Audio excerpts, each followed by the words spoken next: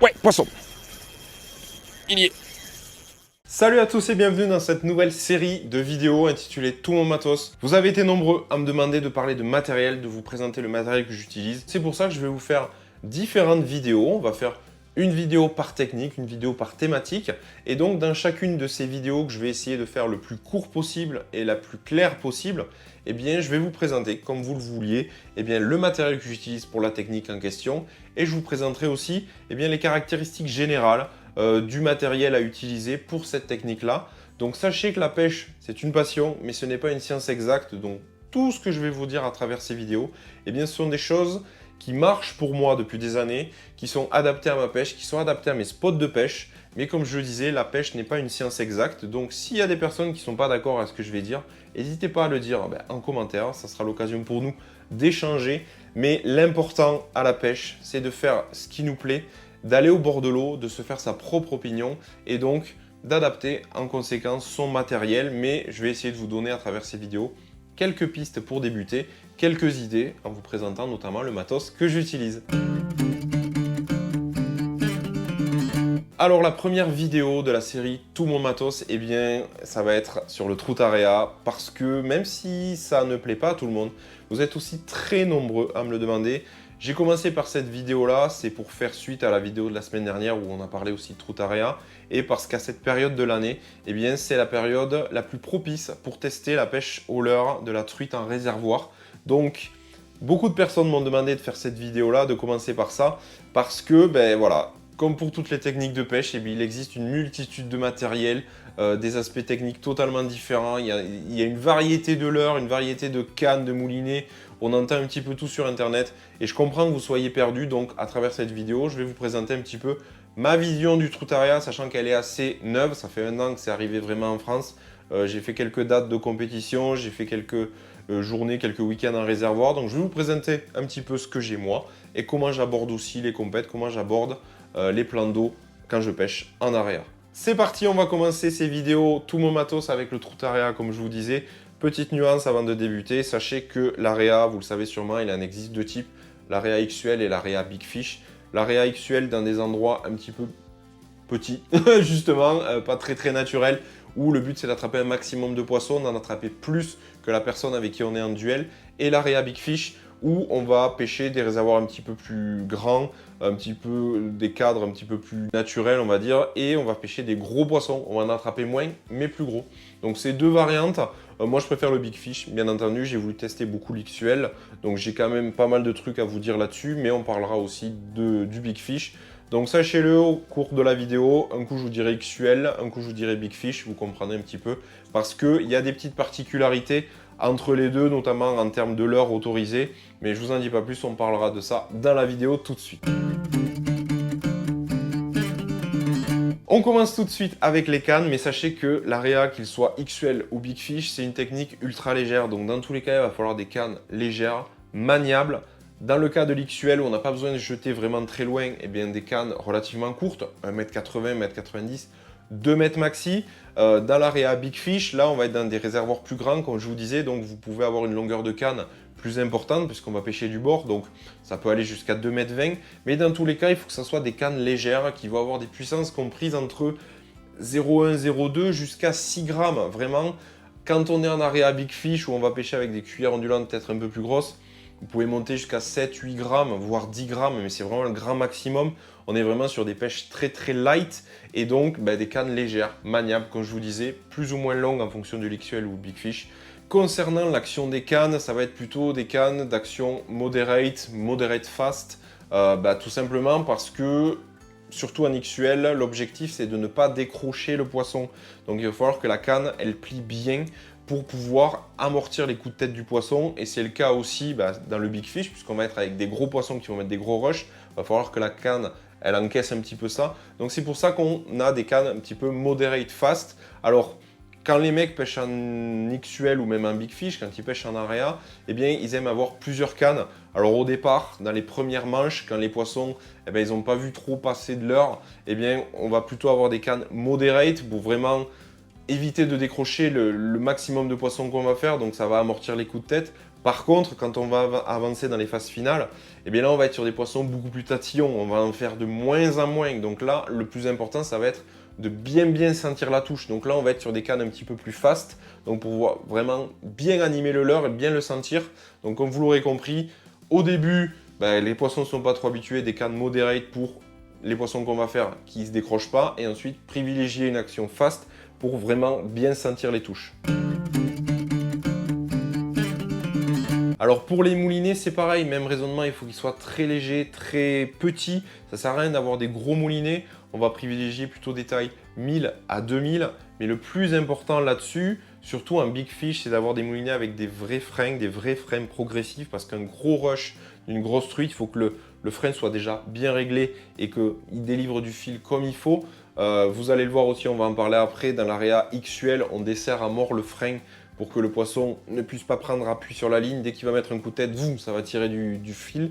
Donc un frein de bonne qualité, des moulinets légers, et en ce qui concerne le ratio, on a tendance à dire qu'en area, vu qu'on va pêcher de plus en plus lentement au fur et à mesure qu'on va avancer de la journée ou de la compétition, puisque les poissons vont être de plus en plus tatillons, on va pêcher de plus en plus lentement. Et le pêcheur, lui, à contrario, il a toujours envie de pêcher vite. C'est pour ça qu'on va privilégier en area des moulinets avec des ratios lents. C'est-à-dire que vous allez faire un tour de manivelle, ça va faire à peu près 55, maximum 60. Mais parce qu'on n'en trouve pas trop encore dans le commerce. Mais idéalement, un moulinet qui a un ratio de 50 à 55 cm par tour de manivelle, c'est génial parce que vous allez tourner vite, mais le fil ne va pas revenir si vite que ça. Et donc, pour des pêches très lentes, c'est hyper intéressant. Donc, pour résumer sur les moulinets, c'est relativement simple. Des moulinets légers, avec un bon frein, d'une bonne qualité et un ratio très faible, donc qui ramène peu de fil à chaque tour de manivelle. Petite particularité qui a choqué énormément de personnes la première fois que j'ai fait les vidéos, c'est qu'en fait, on pêche en area et surtout en XUL avec le moulinet du frein extrêmement desserré. C'est-à-dire que l'objectif, comme je vous disais, c'est d'utiliser des cannes moderate, éventuellement du nylon, pour amortir les coups de tête, éviter que le poisson se décroche. Et aussi, ce qu'on fait, c'est qu'on desserre le frein au maximum. C'est-à-dire que dès que le poisson va vouloir partir, va mettre un coup de tête, zoup, il va prendre du fil avec lui. Donc en fait, on va avoir la ligne qui sera toujours en tension constante. Et donc, ça évitera la décroche. C'est vrai que c'est impressionnant. Au début, on voit des mecs qui moulinent, et moi aussi, j'en fais partie, qui moulinent. Ils ont ferré un poisson, ils moulinent, et le poisson arrive toujours pas, en fait. C'est que, en fait, moi, je mouline, le poisson, il tire dans son coin, mais il prend du fil, en fait. Et du coup, moi, je limite la perte de fil en moulinant, mais en gros, c'est vraiment, on ramène le poisson que quand il tire plus, de manière à ce qu'il ne se décroche pas. Voilà, c'est un petit peu particulier, il fallait quand même le préciser.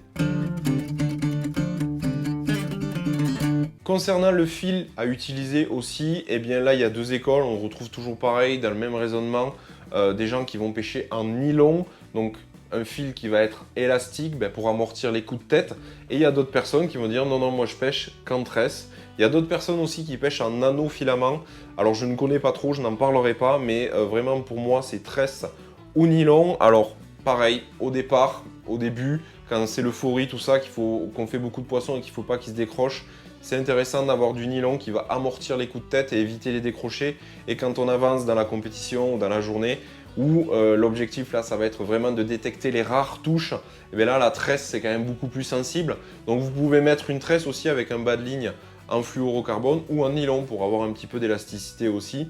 Et là en termes de longueur de bas de ligne, j'ai vu les deux écoles, c'est-à-dire que j'ai vu des gens avec 30 cm de bas de ligne et d'autres qui avaient carrément 2 mètres. Donc là, ça va être en fonction de l'eau. Si on est dans une eau très claire, on va mettre une longueur de bas de ligne importante. Dans une eau un petit peu teintée, ça sert à rien d'avoir trop de bas de ligne. On va mettre un tout petit peu, juste un petit peu de nylon, un petit peu de fluorocarbone quand même. Mais voilà, la longueur, c'est un petit peu ajusté en fonction de l'eau, en fonction du spot. Concernant les diamètres, là, les tresses, ça peut être très fin. Ça peut être du 4 centièmes, du 6 centièmes, du 8 centièmes. On va rarement au-dessus.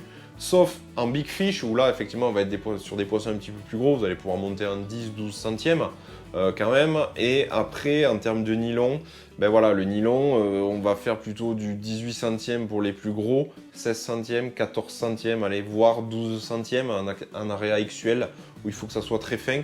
Attention, en big fish c'est des gros poissons qui vont mettre des gros rushs, même si on les pêche en ultra léger, il va falloir un fil qui tient le coup. donc au moins 18-20 centièmes en nylon. On en arrive au leurre, et là il en existe une multitude, alors qu'en fait il existe que 2 catégories de leurre autorisées en XL et 3 catégories de leurre autorisées en Big Fish. La première catégorie qui est commune aux deux, eh bien, ce sont les cuillères ondulantes, et là il en existe une multitude, et c'est pas plus mal parce qu'en fait il faut avoir à disposition un maximum de couleurs possibles, un maximum de formes possibles et un maximum de grammage possible.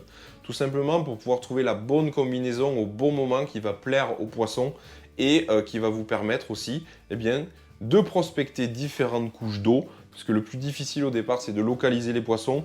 Donc si vous avez des cuillères de différents grammages, ça va vous permettre de pêcher différentes couches d'eau à différentes vitesses de récupération. Si vous avez différentes couleurs, ça va vous permettre de vous adapter au spot si vous pêchez en eau claire ou en eau teintée, et de vous adapter aussi à l'humeur du poisson. C'est très bien que des fois, il n'y a que l'orange qui va leur plaire, des fois ça va être que du jaune, une heure après ça va être du rose, ou une heure après ça va être du naturel. Enfin, il faut vraiment avoir un petit peu tout. Et après, différentes formes de cuillères, parce que la forme de la cuillère va donner un petit peu l'identité à la nage. En fait, une cuillère un petit peu taillée en triangle, ou un petit peu plus ovale, ou un petit peu plus ronde, eh bien, elle ne va pas nager pareil, elle ne va pas faire les mêmes vibrations, et donc, pareil que la couleur, eh bien, à un moment donné, c'est telle vibration qui va plaire au poisson, telle ondulation qui va faire taper le poisson. Donc, voilà, il faut avoir une multitude de cuillères. Pour commencer, je dirais, ça sert à rien d'en acheter des très chères, parce que là, encore une fois, il en existe des pas chers et des très chers, mais au moins une dizaine de cuillères, ça vous permet de faire face un petit peu à toutes les situations. Donc comme je disais, différentes formes, différentes couleurs, différents grammages. Et donc là, vous pourrez faire face un petit peu à tout ce qu'il faut. Il faut savoir que pour les cuillères ondulantes, en général, on commence vraiment en animation lancer-ramener. Donc on ramène assez vite, même on anime un petit peu l'ondulante. Voilà, on va faire des animations assez agressives, puisqu'on est sur des poissons qui vont être au départ réceptifs. Et après, au fur et à mesure, on va ralentir la récupération. Voilà, on va faire vraiment onduler la cuillère, d'où son nom. Et ensuite, on peut aussi faire des pauses, donc ça va faire chuter la cuillère au fond. Ensuite, vous faites une tirée, vous ramenez. Donc en fait, au départ, on va vite, voire on anime l'ondulante. Ensuite, on la fait vraiment onduler lentement, toujours pareil, en différentes couches d'eau. Et après, on finit par la faire taper sur le fond, faire une animation un petit peu en dents de scie. Donc voilà un petit peu pour les cuillères ondulantes. Alors quand on pêche en XL, mais aussi quand on pêche en Big Fish, on va pouvoir utiliser, donc comme je vous disais, différentes cuillères de différents grammages. Mais quand la pêche est vraiment très fine, on va utiliser ce qu'on appelle des boutons. Je vous en avais déjà parlé. J'ai pêché récemment avec le créateur de ce type de leurre-là. Et donc c'est vraiment des toutes petites cuillères ondulantes. Alors couvertes de petits poils ou pas, de différentes couleurs. Il en existe des noirs. Hop là. Voilà, un petit peu plus foncé. Avec des formes un petit peu différentes, des densités différentes, avec le même raisonnement en fait que pour les autres cuillères ondulantes. Mais voilà, des leurres qui sont vraiment très très petits. C'est pour ça que je vous disais qu'il faut utiliser des cannes de 0,1, 5 grammes, ce genre de truc. Vraiment très très fin pour pêcher avec ces petits boutons là, qu'on peut faire aussi pareil en lancer ramener, même en surface, en le ramenant un peu vite, mais surtout qu'on fait évoluer hop, près du fond, en tapant sur le fond. Et donc ça c'est vraiment des choses qu'on sort quand le poisson est très très très difficile. Et donc on a des toutes petites cuillères ondulantes. A l'inverse, quand vous allez pêcher en Big Fish, vous allez devoir atteindre des distances plus lointaines, puisque comme je vous disais, les réservoirs sont un petit peu plus grands et les poissons sont un petit peu plus gros. Donc il va falloir à certains moments leur proposer des bouchées un petit peu plus grosses. Même si vous allez les taper sur des petits boutons, il va falloir leur proposer quand même des cuillères ondulantes un petit peu plus grosses. Donc là, c'est ce que je disais quand je vous parlais des puissances de canne, il va falloir monter sur des cuillères ondulantes de 7-8 grammes pour vraiment lancer loin, qui sont des cuillères un petit peu plus lourdes, ou même 5 grammes, mais vraiment plus costauds, qui vont me permettre de lancer plus loin et aussi de pêcher plus profond, parce que les réservoirs sont plus grands, mais peut-être aussi plus profonds, donc pour pouvoir pêcher aussi plus creux. Donc il existe vraiment des cuillères ondulantes de la toute petite jusqu'à la un petit peu plus grosse pour adapter XL Big Fish. Ensuite, il va y avoir les poissons nageurs, qui est pareil une catégorie de leurre commune à l'XL et au Big Fish. Et donc là, les poissons nageurs, ça va être principalement des crankbaits. Alors typiquement, les crankbaits d'Area, eh bien voici, voilà, toujours pareil, au même titre que les cuillères ondulantes, c'est équipé en hameçon simple, sans ardillon. Ça, je ne l'ai pas dit depuis le début, mais sachez qu'en Area, tous vos leurres doivent être équipés en hameçon simple, sans ardillon. Donc que ce soit les poissons nageurs, les ondulantes et les leurres souples, comme on va voir pour le Big Fish après. Mais voilà, des crankbaits qui sont de différentes couleurs, pareil, de différents grammages, flottants, coulants, ensuite qui vont faire plus ou moins de vibrations, avec des billes, sans billes, qui vont avoir une bavette plus ou moins inclinée, qui va les faire nager plus ou moins profondément. Donc toujours pareil, c'est un petit peu la même stratégie, différentes couleurs, différents grammages, différentes bavettes pour en fait prospecter différentes couches d'eau et avoir soit du bruit, soit pas du bruit, soit une couleur orange, une couleur rose, une couleur jaune pour s'adapter à l'humeur de la truite. Mais voilà, pareil, si vous pouvez avoir 4-5 crankbaits pour commencer, ça peut être intéressant. Donc des naturels, des bruiteurs, des non-bruiteurs, des coloris un petit peu plus flash comme ce rose ici, des poissons nageurs un petit peu bizarroïdes comme celui-ci, articulés, qui font différentes vibrations. Donc là, faites-vous plaisir, mais sachez qu'il vous faut avoir des crankbaits pour évoluer à différentes couches d'eau, de différentes couleurs, et bruiteurs ou non bruiteurs, en gros, pour pallier à toutes les situations. Pour les poissons nageurs, au même titre que les cuillères ondulantes, quand vous allez pêcher le big fish, vous allez pouvoir utiliser des poissons nageurs un petit peu plus gros, 7-8 grammes, qui vont pouvoir se lancer hop, un petit peu plus loin, avec des bavettes un petit peu plus prononcées, qui vont pouvoir pêcher plus creux, parce que comme je vous disais, encore une fois, les réservoirs sont plus grands, donc peut-être plus profonds. Donc voilà, des tailles de leurre un petit peu plus grandes quand on pêche un big fish. Je vous ai dit à l'instant que pour les cuillères ondulantes, au début, vous faites du lancer ramené, différentes couches d'eau. Ensuite, vous faites du lancer ondulé. Et après, même, vous travaillez tout doucement sur le fond. Et bien, avec les poissons nageurs et les crankbaits, l'approche va être un petit peu pareille. C'est-à-dire que déjà, les crankbaits, on va les sortir quand les ondulantes ne fonctionnent pas. Vraiment, le premier leurre qu'on met en area, ça va être l'ondulante. C'est une pêche très rentable au départ quand les poissons sont actifs. Quand ils se calment, on va basculer sur des crankbaits qu'on va ramener doucement. Alors au début, pareil, vous allez pouvoir faire du lancer ramené, plus ou moins rapidement. Et ensuite, ce qui marche beaucoup sur la fin, sur des poissons tatillons, c'est vraiment un lancer ramené, mais tout doucement. Et surtout, vous faites des pauses. Et plus la pêche va être lente, plus vos pauses doivent être lentes. Et en général, elles viennent taper sur la pause. Elles s'approchent, elles ont peur, tout ça. Et tac, elles viennent le prendre quand le leurre est immobile. Donc vraiment, même style d'approche que pour la cuillère ondulante. Au début, on y va un petit peu bourrinasse et à la fin, un petit peu plus calme avec des pauses. Le troisième type de leurre qui n'est autorisé que lorsque vous pêchez en area big fish, eh bien, c'est le leurre souple. Alors le leurre souple, là, c'est hyper classique, c'est comme on connaît partout. Donc, une tête plombée avec hameçon simple sans ardillon et des leurres souples, alors type shad, type grub, type finesse, type ce que vous voulez. Moi, ce que j'aime beaucoup, c'est les petits leurres comme ça de 2 pouces. Voilà, 2 pouces sur des petites têtes plombées. Donc, c'est des tout petits leurres. On va pouvoir pêcher très lentement en subsurface. Et donc, quand la pêche est difficile, les tout petits shads, ça marche. Donc, il vous faut avoir à la fois aussi du coloris naturel et du coloris flashy. Après, moi, ma valeur sûre en area big fish, c'est quand même le One Up 3 pouces, pour pas le citer, en coloris comme ça, rose ou même jaune, orange ou naturel. C'est un leurre qui est d'une taille adaptée au big fish et en début, elle cartonne quoi. Elle tape dans ça comme des folles. Il y a le Ketek aussi en 3 pouces. Mais voilà, vous embêtez pas trop sur les leurres souples. On va tête plombée classique de 2, 3, 4, 5 grammes, 7 grammes si vraiment il faut pêcher creux ou en haut et vite.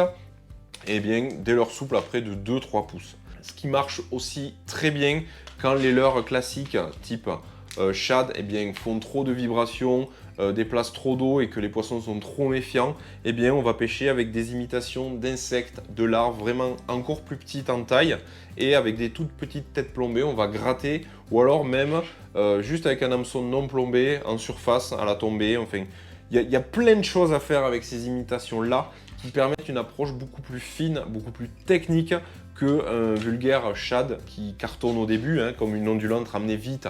Au début, les poissons ils vont y aller. Au bout d'un moment, il va falloir pêcher un petit peu plus lentement au crankbait, faire des pauses.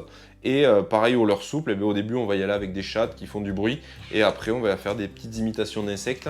Et on va essayer de tromper les poissons comme ça. Je vous ai présenté les 3 types de leurres, donc cuillère ondulante, poisson nageur plutôt crankbait et les leurres souples, donc plutôt shad et plutôt imitation d'insectes, de vers de terre, de tous ces insectes-là, un petit peu vraiment pour avoir une pêche fine. Et donc à partir de là, vous avez un petit peu tout. Vous avez tout ce qu'il faut pour débuter, sauf qu'il va vous manquer quelques petits accessoires que je vous présente tout de suite. Le premier accessoire indispensable, c'est l'épuisette. Si vous pêchez en area XUL, eh bien, vous devrez avoir une épuisette pour valider vos prises en les mettant dedans, sinon ça compte pas. Et surtout, vu que vous n'avez pas le droit de manipuler le poisson, vous n'avez pas le droit de le toucher, vous êtes obligé de le mettre à l'épuisette, de secouer un petit peu, vu que c'est un hameçon simple sans ardillon, en général ça se décroche, vous remettez le poisson à l'eau. Sinon vous décrochez sans toucher le poisson et vous remettez le poisson à l'eau. Mais une épuisette comme ça avec des mailles caoutchouc, c'est indispensable. Pour l'area Big Fish, c'est le même principe, même si là on autorise un petit peu plus à toucher le poisson parce que sinon c'est un petit peu délicat. À les décrocher, c'est déjà des poissons plus costauds.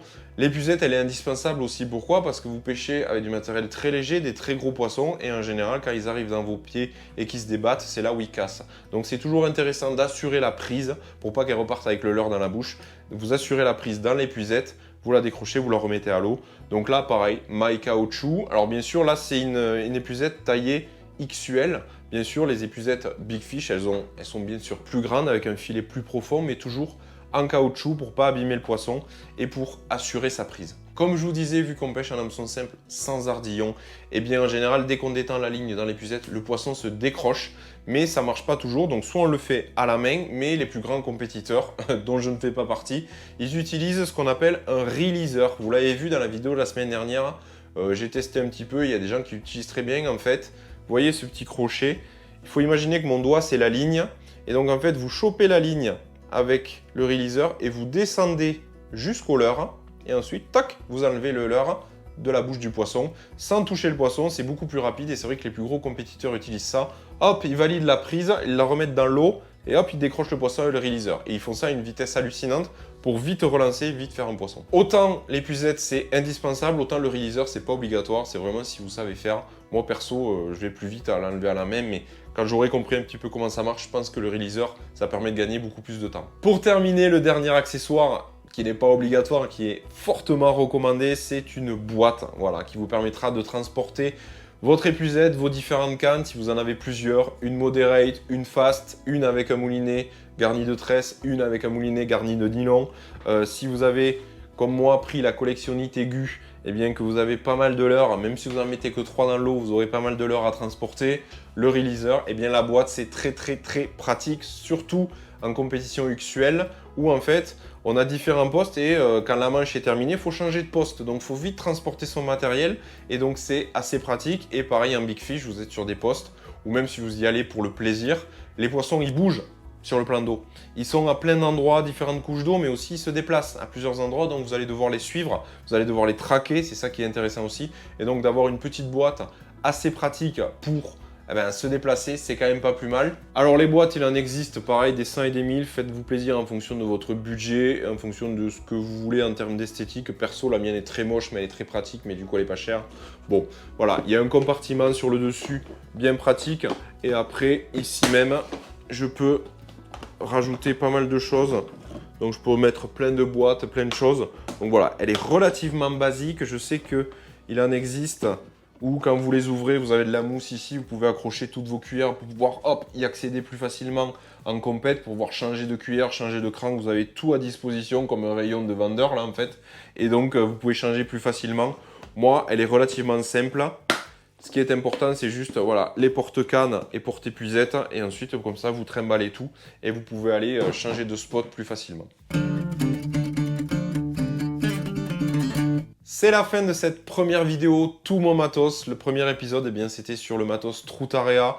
Vous l'aurez compris, des cannes légères, maniables, courtes pour l'XUL, un peu plus longues pour le Big Fish, des moulinets de petite taille avec des freins bien réglés, voire complètement desserrés dans le cas de l'XUL, du nylon si on veut éviter la décroche, de la tresse si on veut vraiment sentir les rares touches, et après des leurres, des cuirs ondulantes, des poissons nageurs, bruiteurs, non bruiteurs, plongeants, peu plongeants pour les cuirs ondulantes, et bien de toutes les tailles, de toutes les formes, de tous les grammages, et ensuite des leurres souples, relativement classiques sur des têtes plombées de 3 à 7 grammes avec des shad 2-3 pouces, ou quand la pêche est plus fine, et bien des petites imitations d'insectes sur des micro-têtes plombées.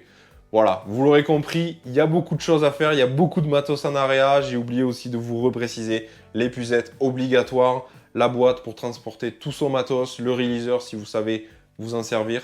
Vous avez toutes les infos maintenant pour débuter le Trutarea dans de meilleures conditions. Si vous voulez vous équiper avec du matériel, sachez que déjà, peut-être dans votre matériel ultra léger, que vous utilisez en rivière, il y a déjà des leurres qui vont pouvoir faire l'affaire, donc n'allez pas de suite acheter des nouveaux leurres. Il y a peut-être du matos ultra léger que vous pouvez utiliser en area. Et si jamais vous voulez vous équiper, n'oubliez pas que en description de chacune de mes vidéos, je vous mets des liens et des codes promo vers mes shops partenaires, donc Hookup et Leurrmania, qui proposent du matériel area. Donc n'hésitez pas à aller les voir, vous avez moins de 10% sur votre panier. Faites-vous plaisir. Je vous dis à très vite pour une nouvelle vidéo et surtout d'ici là, pêchez bien. Ciao!